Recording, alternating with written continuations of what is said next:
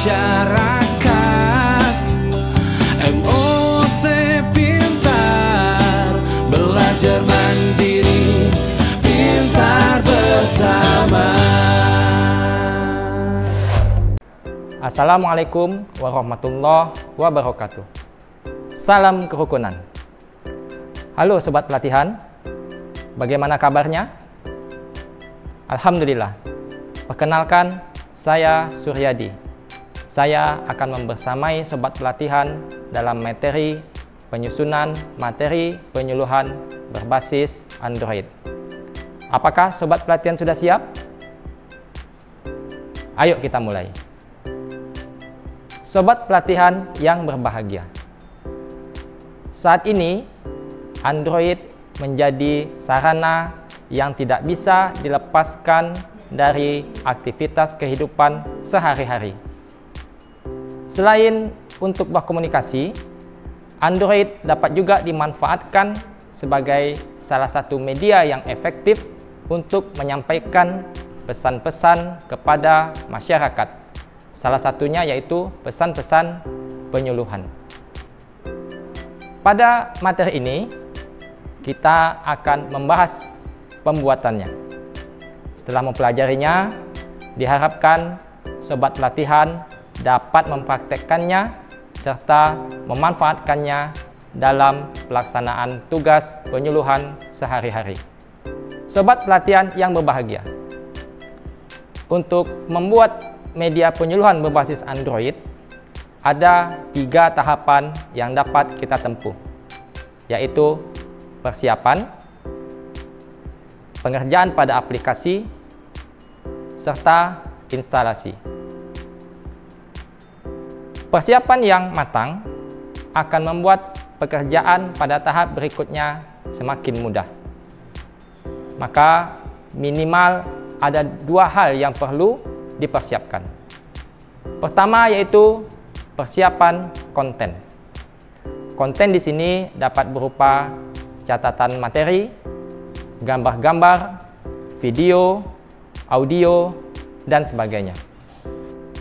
Sobat Pelatihan yang berbahagia, hal berikutnya yang perlu dipersiapkan yaitu desain. Di sini saya telah mempersiapkan contoh desain yang berfokus pada alur penyampaian materi dan alur tampilan aplikasi.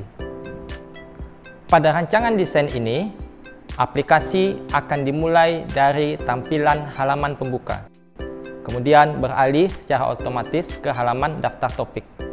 Pada halaman daftar topik, pengguna dapat memilih topik-topik apa saja yang ingin dipelajari. Setelah pengguna memilih salah satu topik, aplikasi akan menampilkan halaman yang berisi daftar sub-sub halaman lagi sesuai topik tersebut. Misalnya, sub halaman materi penyuluhan, sub halaman video, atau sub halaman kuis. Selain itu, juga ada akses bagi pengguna untuk berpindah ke topik lain dengan cara kembali ke halaman daftar topik. Selanjutnya, aplikasi pun akan menampilkan sub halaman sesuai pilihan dari pengguna. Pada lembar akhir suatu sub halaman, aplikasi akan kembali mengarahkan pengguna.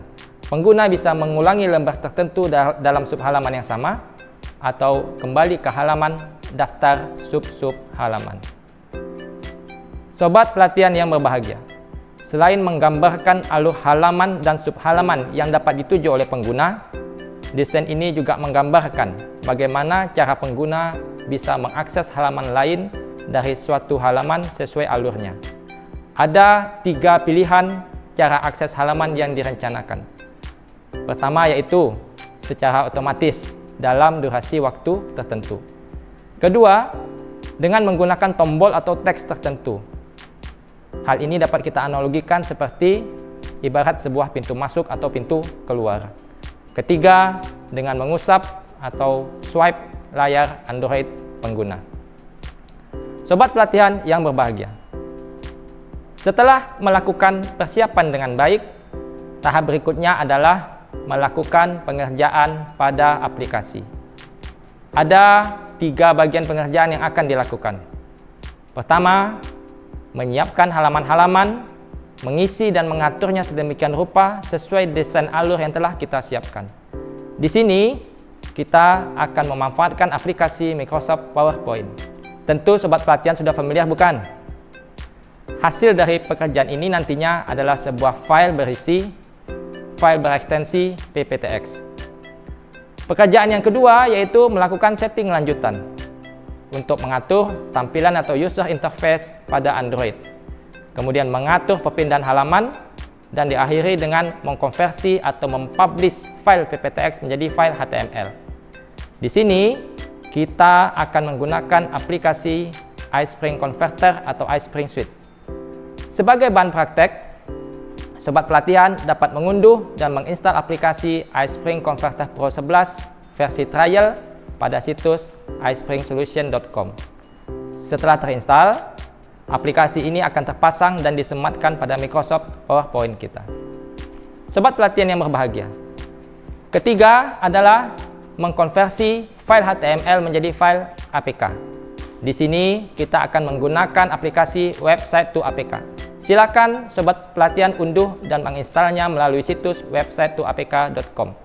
Dalam proses penginstalan, ada kemungkinan nantinya aplikasi akan meminta dan mengarahkan untuk memperbarui file Java pada perangkat laptop atau PC sobat pelatihan. Sobat pelatihan, ikuti saja arahan tersebut agar penginstalan dapat diselesaikan. Untuk pengerjaan nantinya, aplikasi ini memerlukan jaringan internet. Sobat pelatihan yang berbahagia, sekarang mari kita bahas satu demi satu langkah-langkah penggunaan aplikasi-aplikasi tersebut. Kita mulai pertama dengan PowerPoint.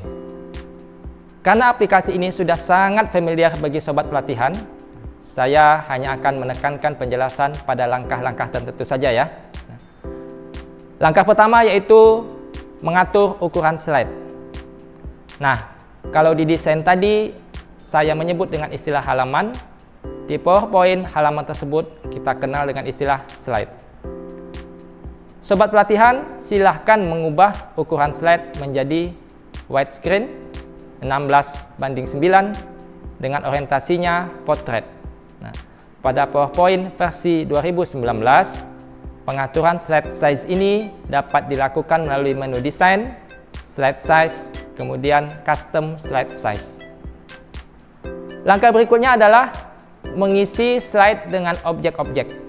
Bisa berupa teks untuk materi, gambar, shape untuk tombol, video, audio, dan sebagainya. Tentu, sekali lagi, sobat pelatihan tentu sudah sangat terbiasa melakukannya, bukan? Ya, semua dilakukan melalui menu Insert. Sobat pelatihan yang berbahagia, khusus untuk slide pertanyaan kuis, sebaiknya setiap pertanyaan berikut opsi-opsi jawabannya ditampilkan dalam satu slide. Opsi jawaban bisa ditampilkan dalam bentuk tombol-tombol. Setiap satu slide pertanyaan, tambahkan 2 slide pengiring. Satu slide berisi ekspresi jika jawaban benar, satu lagi berisi ekspresi jika jawaban salah. Pada 2 slide ekspresi tersebut, tambahkan juga teks atau tombol yang mengarahkan pengguna untuk beralih ke halaman lain. Selanjutnya, berikan animasi pada objek-objek yang telah diinsert melalui menu Animation. Yang perlu diperhatikan di sini adalah pengaturan startnya. Start animasi diatur secara with previous atau after previous. Untuk objek audio yang menjadi suara latar slide, pengaturan startnya dapat dipilih automatically dan posisinya pada animation pen diletakkan di urutan pertama. Sobat pelatihan yang berbahagia, nantinya jika sobat pelatihan telah melengkapi seluruh slide, ada satu langkah yang perlu diperhatikan, yaitu memberikan action berupa hyperlink pada slide-slide tertentu, slide-slide yang berisi daftar, slide pertanyaan kuis, serta slide-slide yang berisi tombol atau teks untuk berpindah ke slide lain. Sobat pelatihan dapat melakukannya dengan memilih objek tombol atau teks tersebut, kemudian klik menu Insert, pilih Action, pada Hyperlink to pilih slide titik-titik, kemudian pilih slide tujuan. Pada slide pertanyaan kuis, berarti objek yang diberikan action adalah opsi-opsi jawaban.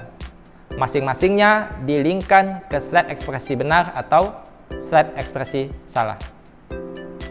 Selanjutnya, sobat pelatihan silakan mengatur gaya transisi slide melalui menu Transition. Khusus slide pembuka, transisi slide diatur secara otomatis. Lakukan melalui menu Transition. Pada Advanced Slide, nonaktifkan centang On Mouse Click. Aktifkan centang After, lalu isikan rentang waktu yang diinginkan. Sampai di sini, selesailah langkah-langkah pengerjaan kita dengan menggunakan PowerPoint. Sebelum melanjutkan pada aplikasi berikutnya, kita dapat melihat hasil pekerjaan kita melalui tampilan slideshow. Sekaligus memeriksa kembali ketepatan isi konten, kesesuaian slide pertanyaan kuis, kesesuaian transisi slide, termasuk audio latar slide. Dan terakhir pada aplikasi ini, lakukan penyimpanan dengan file bertipe PPTX. Nah, sekarang silakan sobat pelatihan praktekkan dulu ya. Sebagai contoh, sobat pelatihan silakan mengunduh dan mempelajari bahan pembelajaran terlampir, lalu membuat dengan versi yang lebih lengkap. Insya Allah, kita lanjutkan lagi pada video berikutnya. Terima kasih. Assalamualaikum warahmatullahi wabarakatuh.